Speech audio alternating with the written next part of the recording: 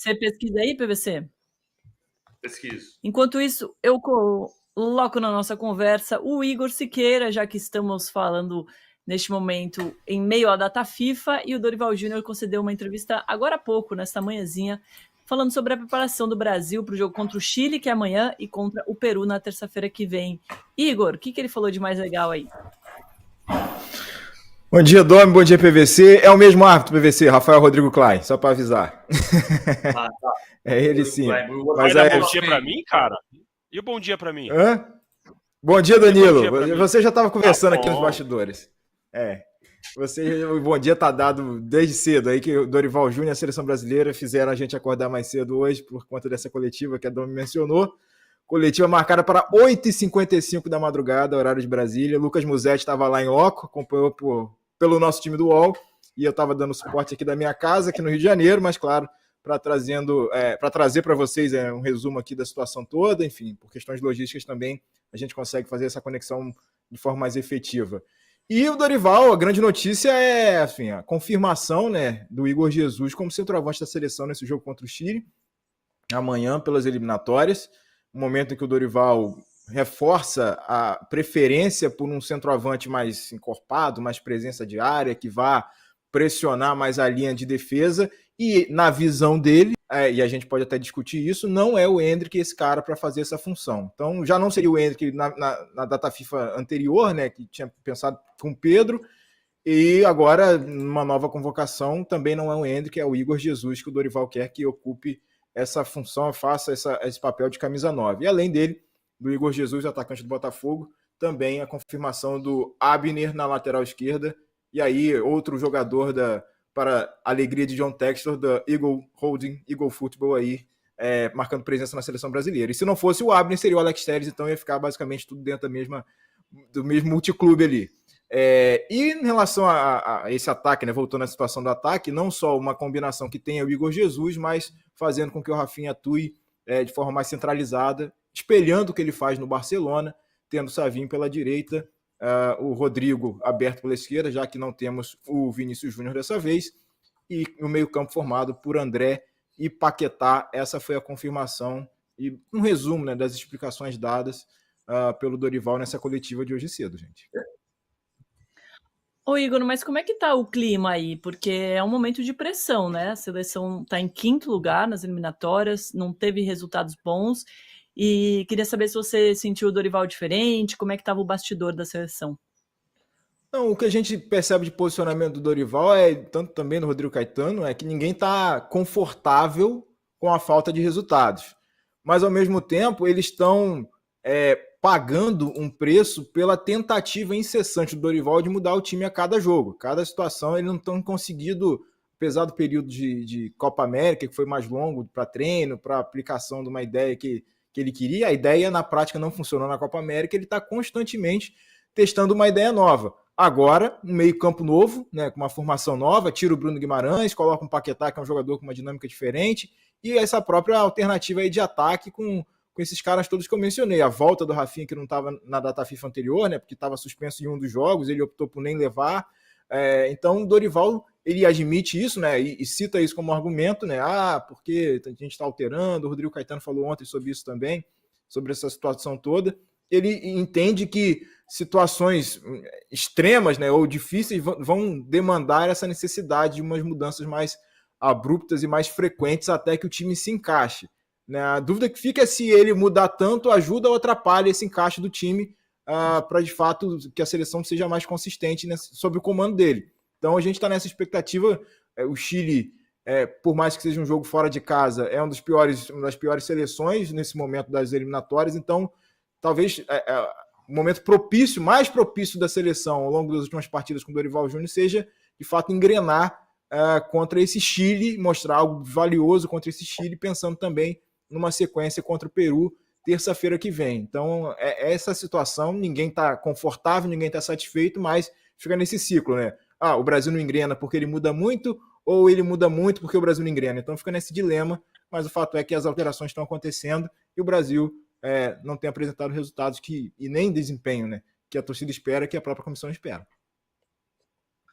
Boa, a gente já vai ver amanhã como é que essas mudanças... Eu vou voltar aqui antes, estou incomodado com essa história do Rafael Klein, mas eu vou voltar ali daqui a pouco. Primeiro, essa questão é importante. Muda muito também porque tem muito corte. São 5 cortes. Também. Desculpa, eu me tinha. A situação das lesões, né? Tem sido muito frequente nessa dinâmica da convocação do Dorival.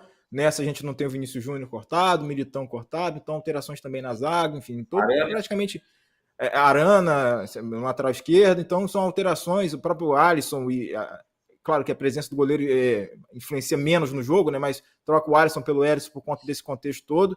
Então, elementos aí de opções do treinador, que já alteraria trazer o Paquetá, por exemplo, para a função de segundo volante, já era uma iniciativa dele. Usar o Rafinha não como ponta direita, mas como ali na faixa central, como meio, um camisa 10, já seria iniciativa do Dorival. Então ele vai tendo que lidar com as lesões e com as próprias escolhas para tentar ver como vai se comportar a seleção brasileira. E só para fechar sobre o Endrick, né, ele menciona que o Endrick está se adaptando ainda a um time novo, tal, temos que esperar o melhor momento, mas com detalhe que o Endrick, nos primeiros 3 jogos com o Dorival, fez 3 gols e, enfim, não conseguiu essa continuidade toda no time titular, apesar de ter apresentado o retorno inicial. Vale lembrar, né, o gol contra a Inglaterra, contra a Espanha, contra o México, foram fundamentais aí para que o Dorival passasse as primeiras partidas sem perder. A primeira derrota, efetivamente, só aconteceu no jogo passado contra o Paraguai, mas bem antes disso a seleção já estava desempenhando de forma bem a desejar, para dizer o mínimo, né, em relação ao que a seleção tem feito nesse momento, nessa temporada com ele. Agora, PVC, por causa dessa data FIFA, o Flamengo vai ter 11 jogadores fora. Como é que Felipe Luiz treina ou prepara um time sem 11 jogadores? Você tem perdas aliás, é uma coisa curiosa que eu fui terminar minha pesquisa ontem. O Flamengo nunca teve 7 convocados por seleções nacionais na mesma data FIFA. Nunca. A última vez que teve 6 foi em 1945, quando o Flávio Costa era técnico tinha acabado de ser campeão carioca pelo Flamengo e convocou 6 jogadores do Flamengo para o Campeonato Sul-Americano do Chile. Hoje são esses 11 que estão fora, são 7 convocados. Sobre isso, o Bruno Gerson, Plata, Pulgar, Borella de la Cruz e Arrascaeta, e mais Pedro, Vinha, Everton, Cebolinha e Luiz Araújo. Eu fico pensando, na verdade, que é o exercício que a gente vai fazer na prancheta. É como se esse time, se o Felipe tivesse todos esses jogadores. Agora, isso é uma coisa que as pessoas precisam começar a entender. Quando a gente começa a reclamar assim, mas não é possível que o Dorival Júnior vai convocar o jogador do meu time. Mas não é mais o Dorival Júnior. Não é mais a seleção brasileira. Um tempo atrás era a seleção brasileira. Hoje não é. O Flamengo tem 7 convocados. 2 são na seleção brasileira. São 3 da seleção uruguaia, 1 da seleção chilena e 1 da seleção equatoriana.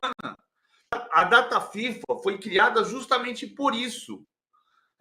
O número que eu acho espantoso também é que a gente vai ter que se acostumar com isso. O clube que mais cedeu jogadores para a Copa do Mundo no Catar foi o Barcelona. 17.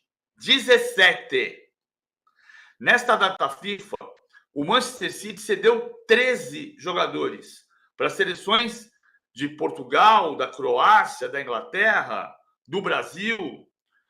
O Flamengo e o Botafogo cederam 7 jogadores para seleções nacionais, que nesta data FIFA é o mesmo número do Barcelona, que foi o recordista da Copa do Mundo. Só que o Barcelona, em 2022, cedeu 17 e nesta data FIFA cedeu 7.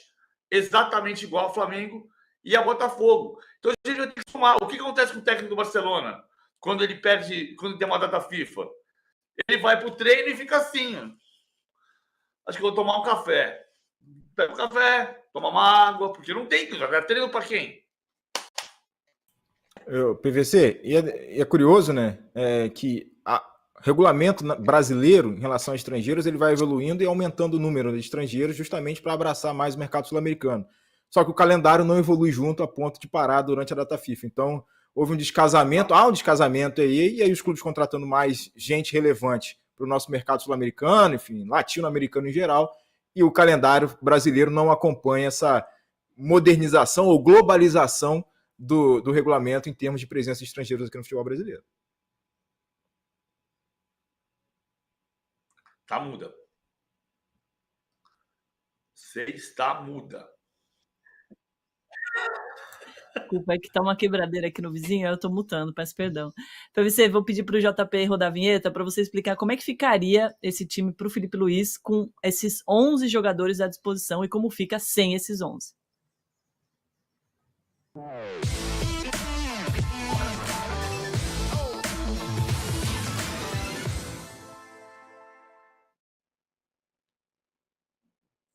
Primeiro vou mostrar aqui os 11, né? 4 são lesionados, né? O Pedro, o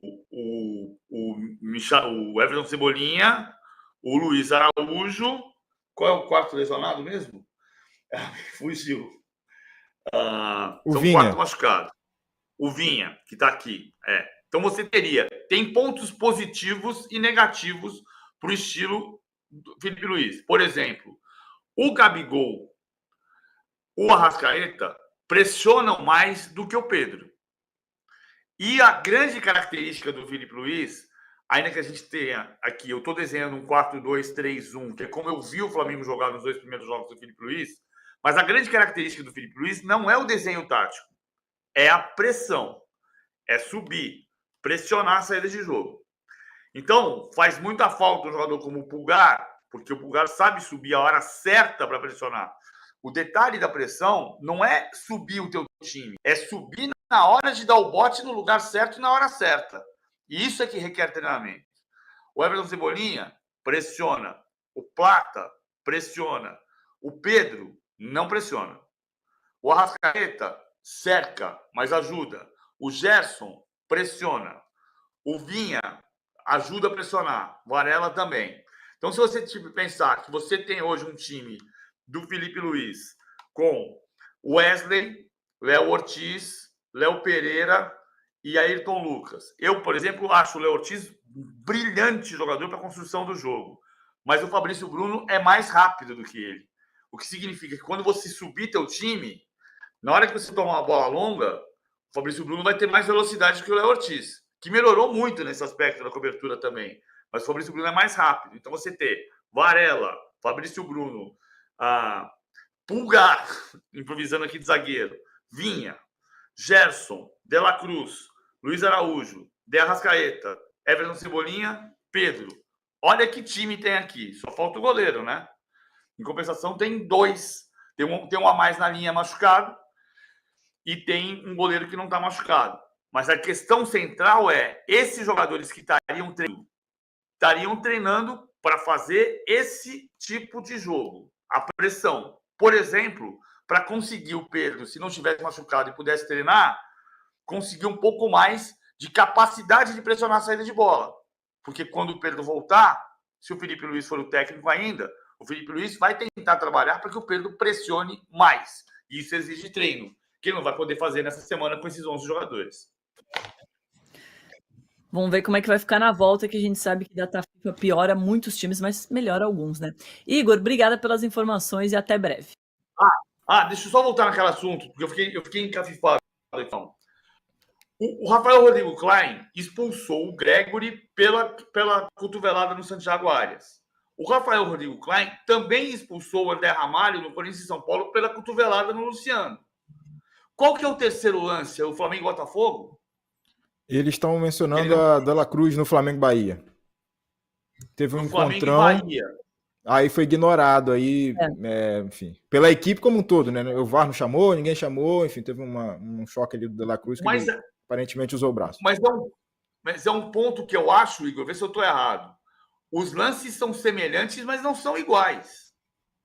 Não, até porque, enfim, aí o cara vai ter que medir ponto de contato, vou usar a terminologia da arbitragem, ponto de contato, intensidade e tal, mas enfim, no que a gente tem visto no Brasil, dava para, se o VAR quisesse, chamaria.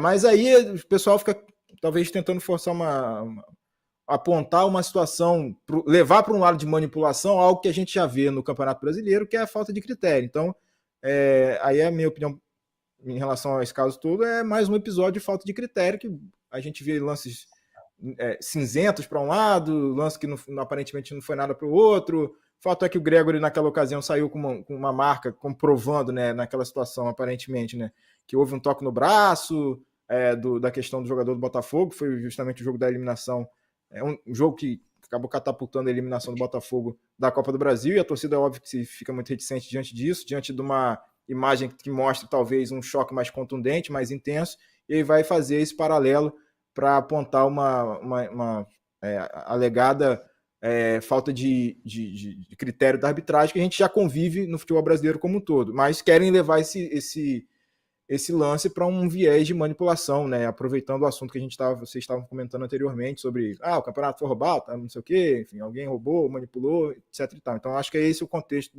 do comentário do nosso amigo que estava acompanhando ali, não lembro o nome dele, mas acho que foi nessa Exatamente. linha. Edu Ferreira.